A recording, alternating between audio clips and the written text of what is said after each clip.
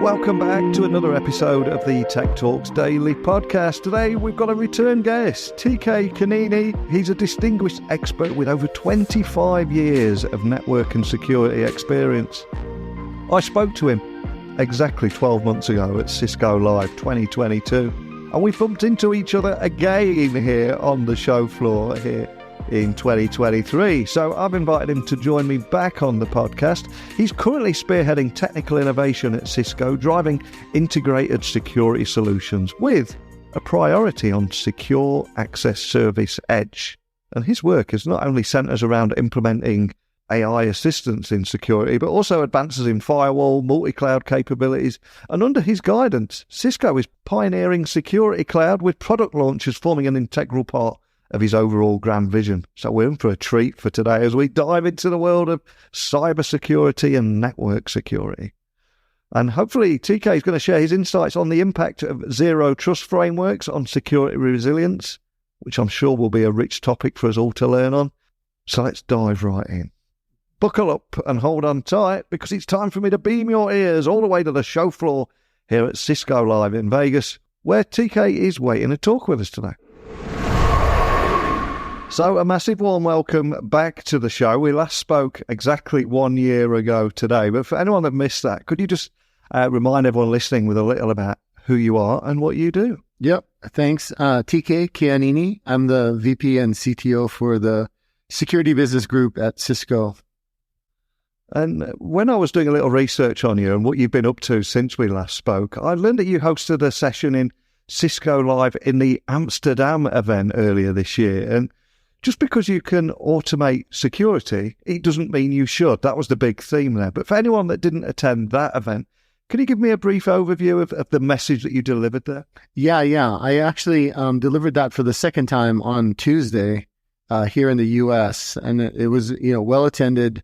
We spend a lot of time talking about detection, and that really gets the limelight. But we need to spend more time talking about how to do response safely.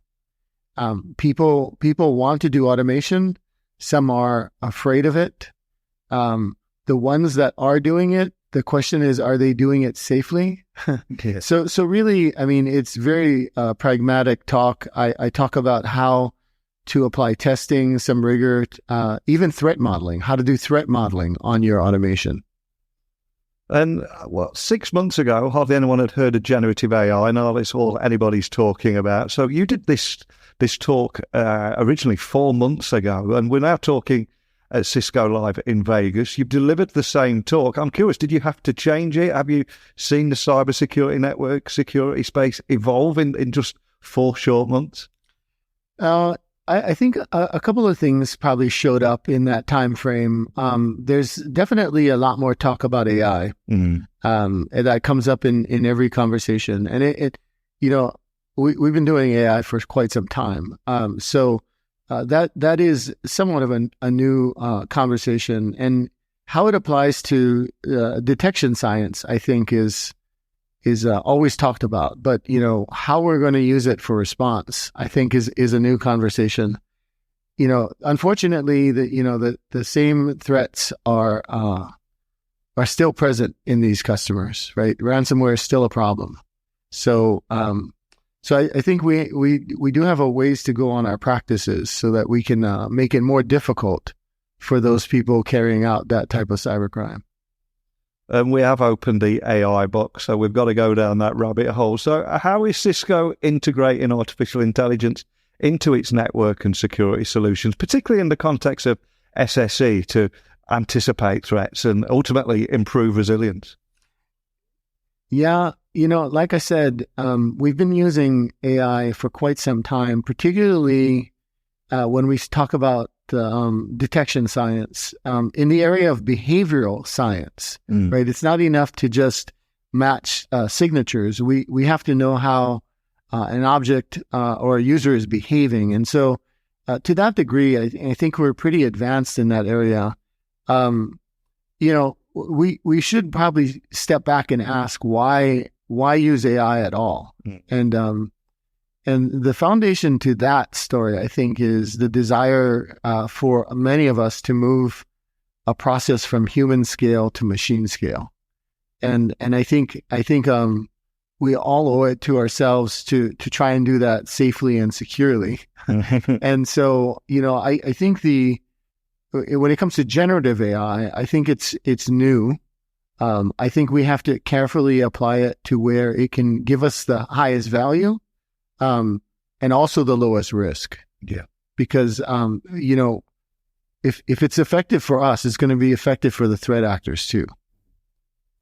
And other big topics here, of course, are firewall and multi-cloud defense capabilities are critical for every organization of every size here at the moment. So can you talk about some of the latest advancements Cisco is making in this space, and also how they contribute to a more robust security posture? That's the ideal place that I think every business leader wants to get to. Yeah. The firewall is kind of an odd term, kind of like horsepower, But when you double click on that, I mean, what does the business want to do with firewalls? They want some level of network access control. And the reason I kind of take us to that level is what we're providing network access control on these days has changed quite a bit. Yeah. With not only having on-prem type of applications for it, but now we're in the public cloud, and we're in several public clouds. Right?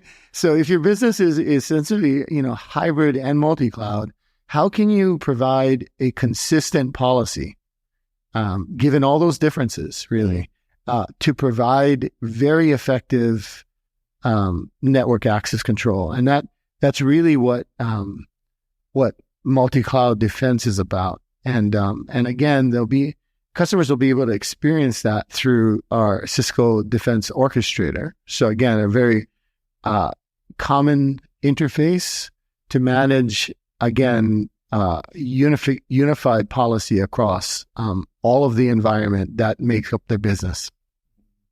Cisco has been making significant strides towards a more integrated security platform via Cisco Security Cloud. So can you elaborate on the strategic vision behind this approach, and ultimately what the unique benefits will be to the customer? Even in XDR, when you look at the term, customers are much more drawn to buying solutions that are not single products. Right. And that to do that, we need to deliver a platform experience. And so you can think of the security cloud as the common services that will sit behind what we offer. So the first in that journey was what we announced at RSA with Cisco XDR. Cisco XDR was essentially the first product suite delivered on the Cisco Security Cloud. And then what you heard this week was Cisco Secure Access, which it's exciting now that we have two offerings on the security cloud, and we'll continue to offer more. But what that brings to our community of users is the common services, stuff like provisioning and identity and access management now isn't with individual products. It's across all of the offerings, so that we'll just continue to develop. It's not interesting to talk about when you only have one tenant, but it gets way more interesting when you have two or more. Yeah. There's also a lot of talk around zero trust framework and the impact on security resilience. So to bring to life this and what we're talking about today, can you provide any examples of how a framework like this has bolstered security in a real world scenario? That's actually probably the most exciting thing that's happened to security in quite some time. Yeah. And, if it were not for things like the change in work, like hybrid work or even hybrid multi-cloud, like what we are protecting has drastically changed post-pandemic, right? Yeah. And so to provide an effective security architecture across that has really been the rise of zero trust. We can no longer sort of inherit the integrity. We're literally operating on public networks, yeah, right? And working from coffee shops. So that's really what's brought zero trust to the forefront. Now, for me, what's exciting is that, security for the most part it was kind of like the bouncer. you saw bad things happening, you kick them out of the club, right? Now that we have explicit trust, we're actually able to be the valet too. So where we lose trust, we turn up the friction.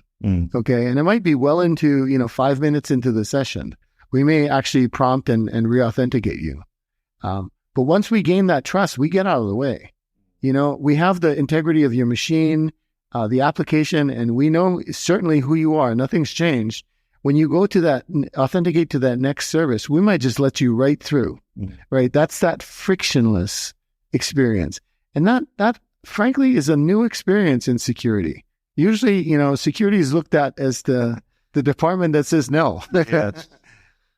And there's also a lot of talk around the product launches related to SSE and security-related innovations here. So I've got to ask, what excites you most about some of the announcements that we've had here, and how do they contribute to Cisco's overall vision for its security cloud? Everybody excited about technology is somewhere on this sort of digitization journey. They had an old way of doing learning or schooling or work, and they are somewhere on that journey to being, let's say, fully digital. Yeah. I think there's now those people who have established themselves as digital now on a journey to move some of their things from human scale to machine scale, and in that scaling, it's I think one of the reasons why generative AI has gotten so much limelight. But in all of this technology, the question is, how can we ensure that we do this journey safely and securely? It's really not worth it if you're reckless. you will pay at some point. So yeah, a lot has been a lot of the conversation in the hallways and everything else is, some people making sure that these things that are new to them are going to be safe and secure to implement. And Cisco's very mindful of that. And from every keynote, workshop and conversation on the show floor, and probably in the evening with restaurants, etc., I'm sure you've spoke to so many people. I'm curious, what will you personally be taking away from CiscoLive? What will you be reflecting on that plane ride home?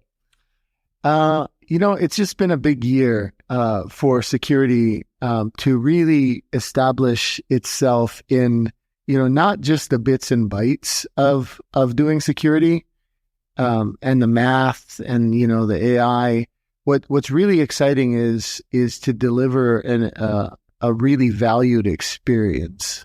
And I think people are really starting to see that, particularly with secure access. The outcomes are just fantastic. You open your laptop, you get to work, and security is just there with you.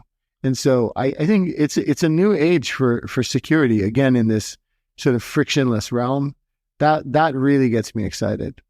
And your passion for this topic really shines through in our conversations we've had. And for anyone listening wants to connect with you or find out more information about the work, what you're working on, where would you like to point everyone listening?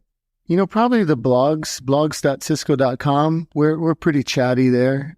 We talk, kind of the high level trends, and we certainly talk about some of the emerging technologies like our use of Mask and Quick, and some of the open standards we've been working on with OpenID called Shared Signals and Events. There's a lot of stuff up there if you want to go through it. Well, I'll add all those links to the show notes so people can find you nice and easily, including your LinkedIn in case anyone wants to connect with you. But love chatting with you today about everything, really, from product news to implementing AI assistance in security, firewalls, multi-cloud, defense capabilities. I'd love to keep in touch with you. We'll do it all again. Maybe not next year, maybe something before next year. Let's not leave it a year till next time. But thanks for joining me again. That'd be great. Thank you. And that wraps up our discussion today. I won't leave it 12 months before we speak to TK again. And I'm sure all of us, I think I, for one, have been left with a wealth of knowledge to ponder, particularly on how Zero Trust framework bolsters security resilience and also the intriguing interplay of AI and cybersecurity. So a big thank you to TK for taking the time out to share his expertise and thoughts on these significant topics. I, for one, am certainly a little wiser and better informed for it. And remember, listeners, if you've got any suggestions, queries, questions, whatever it might be, please email me, techblogwriter@outlook.com, Twitter, LinkedIn, Instagram @NeilCHughes. If there's any topic you'd like me to cover, please let me know. This is your show. And as always, you can find out more about me and my services on my website, techblogwriter.co.uk. But that's it for today. So please join me again tomorrow. I've got another guest lined up, ready and waiting. So thank you for listening. And until next time, don't be a stranger.